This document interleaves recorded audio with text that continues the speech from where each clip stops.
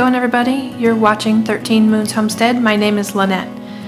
If you've been around a while, you've been waiting on me to give you an update on our kitchen renovation. It's been complicated to be able to film in here because other parts of the house are also torn up, and my husband and my own office spaces are in this space, and so it's difficult to film during the day if he has to be on the phone or something, and when he's working. So this weekend he is away with the kids. They're traveling, and I have the place to myself, so I'm going to try to catch up on some videos, and this is the first one I know everybody's been waiting for. So I wanted to show you what we have done so far. All of the upper and lower cabinets are installed to the walls and the floors. We have an L-shaped island here. Let me see if you can see better from here. And then around the stove and the sink will be underneath the window there, dishwasher, and back around to this side. This door here goes out to our upper deck. So this is as far as we've got, and you can see the cabinet doors are stacked up here. They have been primed and sanded and primed. They are ready for paint, but I forgot to mark them when I took them all off, so I have to just figure out which ones go upper and which ones go lower because they're going to be different colors. We have not primed or painted the front faces of the installed cabinetry because when we were installing these, we discovered they were not as great of a product as we thought they were. So they do all they're all plywood built. They're very sturdy. They're not falling apart at all. However, the standard to which they're built, it's not consistent. So, you know, the lengths of some are more or less than the others by a significant enough amount that it makes it very difficult to match everything up when you're installing. So I'm going to take you and show you a couple particular issues that we're dealing with and why it matters. So let me show you all that. So some of the issues we had, they're visible, but most people probably will never notice. One in particular is this down here. If you can see at the bottom of those cabinets, the one on the right is, the face frame is slightly longer than the one on the left. For this one, in the end, at the top, they match up. So it's not too big of a deal functionally, but it is just kind of annoying to have those little inconsistencies. That is kind of a minor one. There also has been some of the cabinet doors that we've had a variety of issues with. It's kind of hard to see without knowing which ones in particular, but there are some doors that the thickness of them is not consistent all the way through. Along these edges here, either the thickness, or sometimes they are cut out around so that from top to bottom the height of the door is less at the corners than it is in the middle. It's not on every door, it's on some of them. There were also, when we were painting, you can't tell now because we filled it in, but we did a fair deal of sanding, and there were some areas in the middle of doors where there were chips or cracks, or there were a couple that were cracked all the way across that we had to fill with wood putty and sand again and do some extra priming. I think in the end for the cabinet doors, they're all going to look fine when we have all the painting done and everything. And the drawers should be okay too. So I'm not too worried about that part. And then probably the most egregious thing that we can't figure out, when we were installing these, we installed to make sure, absolutely sure, that the entire top would be perfectly level because we want to have stone countertops, and we were told that that is the most important thing, that the tops are perfectly level. So we installed for level, and in most cases they're also plumb. But this particular problem right here, I don't know if you can see where these cabinets are supposed to meet up. We need to put fillers into these spaces between the cabinets here and here. But the problem comes in right here. The face of this cabinet at the bottom is a good 1/2 or 3/4 of an inch out forward from this corner here. Let me get a little closer. It's kind of hard to see on camera. Looks okay from here, but come around, you can kind of see it. You see it a little better there.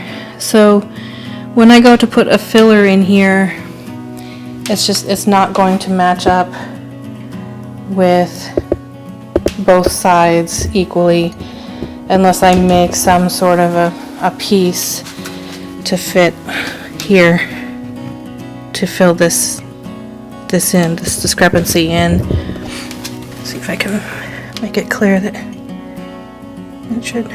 it should be like this, and it's not. It's like this. Besides that problem, we also have some individual problems in areas like these, where these little areas won't all match up perfectly and are going to need to be planed. And in some cases, again, it's that like one of these boards will be trimmed a little bit long in the center. It's just they've not been built with standardized methods. And so we're having a lot of issues with them, but you know, we can't afford to replace them, the whole kit and caboodle. So we are going to do what we can to make it work. And it might just turn out that we can't have stone countertops. That would not be the end of the world. It's what we want, but we'll figure it out. One way or another, we'll have a functional kitchen, and that's the most important part. So the back of the sink cabinet has been cut out to allow for the piping and the dishwasher plug and the garbage disposal. Or no, I'm sorry. Garbage disposal. The dishwasher plug is actually behind the dishwasher. We still need to paint all the frames, or prime first and then paint, and all the door fronts. And we are working on getting new hardware for all the doors and drawers, because what they came with is just standard, pretty cheap slide hardware and closing hardware on the doors, and what we want is the soft close. So that is the basic update on the kitchen and what we're working on. We're making good progress. Some of these little inconsistencies are kind of annoying, and we may need to replace 1 or maybe 2 cabinets to make that one front face work out over in the corner there, but that's not so bad in the scheme of things. We can handle that, and then we'll have some planing to do on the tops of the cabinets to make sure everything's absolutely flat and level. And then painting, we'll need to put some sort of a wrap around the back of the island cabinets to cover all the gaps and finish it off. I think we're going to do a barnwood finish on the back of the island, and then do one or the other of the side walls as a feature wall to match with barnwood. And I got a really pretty lower base cabinet color of kind of a bluish gray, and then an upper cabinet color is going to be kind of a surprise. I was going to do a lighter gray or a cream, and I ultimately picked something different, but I'll wait until the next update for you to see what I picked for that. Hoping to bang out a lot of the kitchen and get the flooring at least started, because it's part of a very large room. It's not just a kitchen. It's kitchen, dining room, living area. It's a very big room with a vaulted ceiling, and ultimately we have to finish all of it before we can really even move in. We've been here 10 months now, something like that, almost 11 months. So it's a giant disaster in here. There's nowhere to put anything away. You know, like I said, both of our offices are just set up in this room because we don't have a better spot right now, because all of the available places that we could put office spaces are stacked with everybody's stuff because we can't put anything away.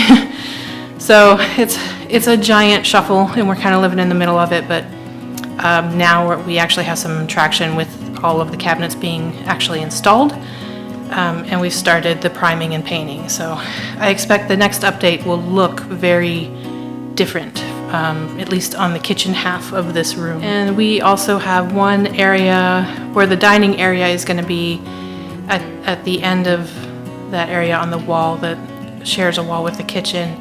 We're probably going to install some pantry cabinetry there too, which we haven't purchased yet. We're trying to decide if it's worth purchasing from the same people as these cabinets, but knowing better going in so we can take measurements and be better assured that we're getting the best pieces they have, or to choose different pantry cabinets. There's no space in this house for an actual like walk-in pantry, which would be my preference, but perhaps someday down the road we can do an addition, or there's a hall closet that we may give up as a linen closet to do a pantry closet instead. That remains to be seen. We're not sure yet. So we have to make those decisions before we decide to start putting in the flooring. So lots of things left to do here, but I feel like we have some traction now, and probably a lot is going to happen during the month of August. We're hoping to have visitors in September sometime. I think it's around mid-September. So I need to have a functional kitchen by then. It doesn't have to be finished, but it has to be functional, and which also means I need to get the electrician back in here, because you can see there's still wire sticking out of the wall. We have to get all the outlets installed. We have to put in lighting, hook up the microwave, put in the appropriate outlet for the stove and the refrigerator and whatever they need. So hook up water lines, get a sink. I don't even have a sink and a faucet yet. And of course, I don't know if we're going to be able to get our stone countertops by then or not, so we may have to do makeshift countertops. We may even wait a whole year for the stone countertops and do something else entirely. Right now we haven't really decided yet. So thanks for stopping by for this update, and we'll see you on the next video.